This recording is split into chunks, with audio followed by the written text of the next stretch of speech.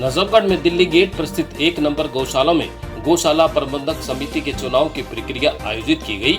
इस चुनाव की प्रक्रिया में सभी गांव के सरदारी समेत दानदाता और गौ सेवक शामिल हुए। चुनाव से पहले इन सब की उपस्थिति में एक पंचायत आयोजित की गई, जिसमें तमाम प्रबुद्ध लोगों ने अपने विचार रखे। हालांकि उक्त गौशाला प्रबंधक समिति का चुनाव पहले 15 फरवरी 2026 को प्रस्तावित था, लेकिन कुछ आपसी विवाद के चलते यह चुनाव संपन्न नहीं हो सका था। उस समय दिचाऊ कला गांव निवासी सतीश शौकीन तथा पूर्व प्रधान बलजीत डागर का नाम अध्यक्ष पद के लिए सामने आया था, लेकिन पंचायत के कई सदस्यों द्वारा उस निर्णय पर आपत्ति जताई गई थी, जिसके चलते चुनाव संपन्न नहीं हो सका था। दोबारा चुनाव के चलते गौशाला प्रबंधक समिति द्वारा आज फिर से पंचायत बुलाई गई थी, जिसमें गौशाला के प्रधान सचिव, कैशियर और अन्य पदों के चयन को लेकर विस्तृत विचार विमर्श किया गया। पंचायत में मौजूद सभी लोगों की सहमति से रामचंद्र पहलवान मटियाला को गौशाला प्रबंधक समिति का प्रधान चुना गया, जबकि पंडवाला गांव के चरण सिंह यादव को सचिव और कैशियर के लिए दिचाऊ गांव के सुखचैन सिंह को यह जिम्मेदारी सौंपी गई है। पूरी पंचायत की प्रक्रिया पालम 360 के प्रधान सुरेंद्र सोलंकी की देखरेख में शांतिपूर्ण और पारदर्शी तरीके से संपन्न हुई। गौशाला परिसर में पुलिस द्वारा व्यवस्था चाक चौबंद की गई थी, ताकि कोई झगड़ा फसाद न हो। इस अवसर पर क्षेत्र के कई गणमान्य लोग और सामाजिक कार्यकर्ता मौजूद रहे, जिसमें मास्टर मंजीत सिंह, जितेंद्र गोला, रमेश मटियाला, राजेश डागर, जगबीर शौकीन, सतपाल सोलंकी, धर्मपाल प्रधान, सतीश नंबरदार, तेज प्रधान तथा श्री राम ने पंचायत में अपने विचार रखे। वही नहीं, बड़ा शांतिपूर्ण चुनाव आपने देखा है, लेकिन 15 तारीख की पंचायत में जिस तरह की घटना हुई वो नहीं होनी चाहिए हमारे समाज में, और वहाँ पर कोई फैसला नहीं हो पाया था। तो उसको लेकर इलाके में रोष था और इलाके के लोग मेरे पास काफ़ी बड़ी संख्या में पहुंचे थे, और सबका कहना ये था कि इससे कहीं ना कहीं गौशाला के दान पर असर पड़ेगा। गौ माता की सेवा दिल्ली देहात का प्रत्येक नागरिक करता है, और गौ माताओं की दुर्दशा ये दिल्ली देहात का व्यक्ति नहीं देख सकता, नागरिक नहीं देख सकता। इसको लेकर समाज के सभी प्रमुख लोगों की एक बैठक हुई और उसमें निर्णय लिया गया कि भाई ये चुनाव दोबारा से कराया जाए। और आज 8 तारीख की जो है नजफगढ़ गौशाला नंबर 1 में 12 बजे 36 बिरादरी की और इलाके के जो 122 गांव जो यहाँ पर दान देते हैं, उन सभी गांवों की मीटिंग बुलाई गई। सभी इलाके के सभी प्रमुख लोग यहाँ पर मौजूद रहे, और चौधरी ओम प्रकाश सहरावत जी कैर गाँव निवासी, उनकी अध्यक्षता में आज की पंचायत हुई और बड़ी शांतिपूर्ण माहौल में हुई। और हमारा उद्देश्य भी ये था कि इलाके में अमन चैन बना रहे।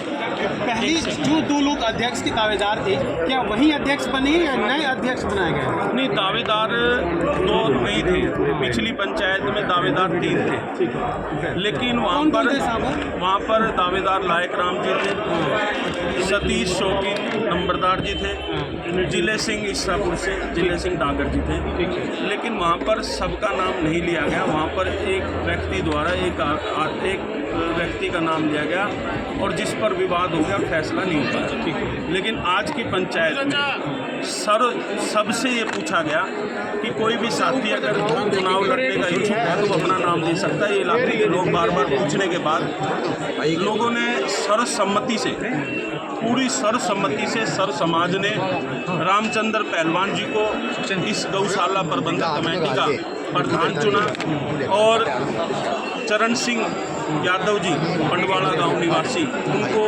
सेक्रेटरी चुना है, और सुखचैन जी दिचाऊ से उनको कैशियर चुना है। और अभी और कमेटी का डिक्लेरेशन अभी हम थोड़ी देर में कर देंगे। प्रधानी का फैसला झाड़ूका गांव पर दिया है, और जो हमारा जॉइंट सेक्रेटरी का पद है वो जो है, जो हमारे जो मित्राऊ गांव हो चाहे ककरोला नवाता हो, तीनों में से नाम बताइए। रामचंद्र आपको अध्यक्ष बनने के लिए मुबारकबाद। अब कैसी गौशाला को संभालेंगे आप? गौशाला में तो 15 साल पहले से ही संभाल रहे हैं, अब भी संभालेंगे, अच्छी तरह से संभालेंगे। पहले मैं बेरोजगार रहा हूँ यहाँ 15 साल तक, और अब भी। क्या नया एजेंडा रखेंगे या इन दौरान आपने क्या क्या देखा कि गौशाला में इस सुधार की जरूरत है और उसको करेंगे आप? सबसे पहले मेंबरशिप खोलेंगे, इलाके के लोगों से मिल के और राशि तय करेंगे, उसके बाद चुनाव करेंगे। डाल दे कोई बात नहीं। कुछ नया कुछ प्रोजेक्ट है? नया यही तो होगा, मेंबरशिप खोलेंगे ताकि झगड़ा फसाद कम हो। ठीक है ठीक है ठीक। कितना तैयार है इस पद के लिए? क्योंकि जब मैंने देखा आप शायद मना कर रहे थे कि नहीं मैं नहीं बनना चाहता। देखिए, इस पूरी पृथ्वी पर जो भी 140 करोड़ हिंदू लोग रहते हैं उनके लिए गाय सबसे पूजनीय है।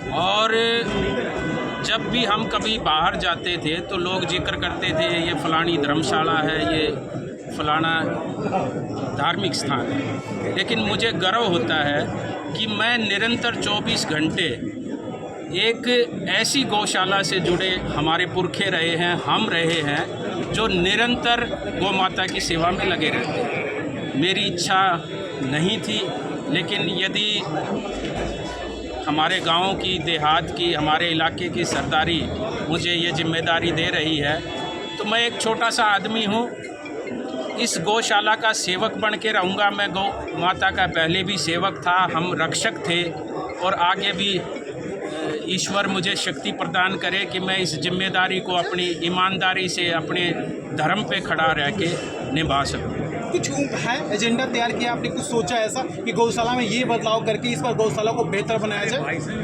देखिए, जिस प्रकार से गौशाला में संख्या बढ़ रही है वो निश्चित रूप से एक बहुत बड़ी चुनौती है।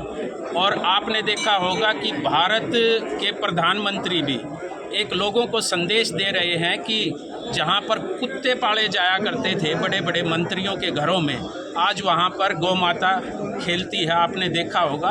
और हमारे प्रधानमंत्री भी उस गौ माता को पाल रखा है जिन्होंने। तो उसी प्रकार से हम हिंदुओं में वो जो भावना एक सो गई थी गौ माता के प्रति, उसको जगाने का काम करेंगे।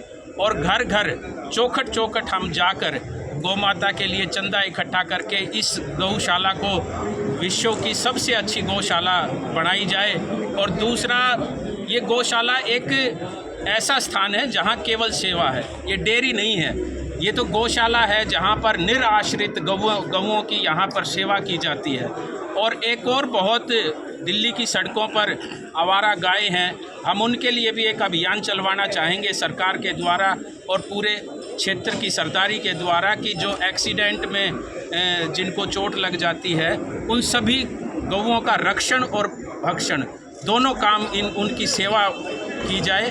इस काम के लिए हम युवाओं को, बच्चों को और बुजुर्गों का आशीर्वाद लेते हुए इस काम को आगे बढ़ाएं। फिलहाल यह समिति नवंबर 2026 तक चुनी गई है और नवंबर में फिर से गौशाला प्रबंधक समिति का चुनाव होगा।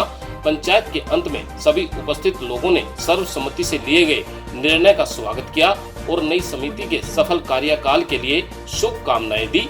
दिल्ली टाइम्स 24/7 के लिए सुनील पाल्यान की। अगर आपको वीडियो अच्छी लगी हो तो लाइक और शेयर करें और साथ ही चैनल को सब्सक्राइब भी करें।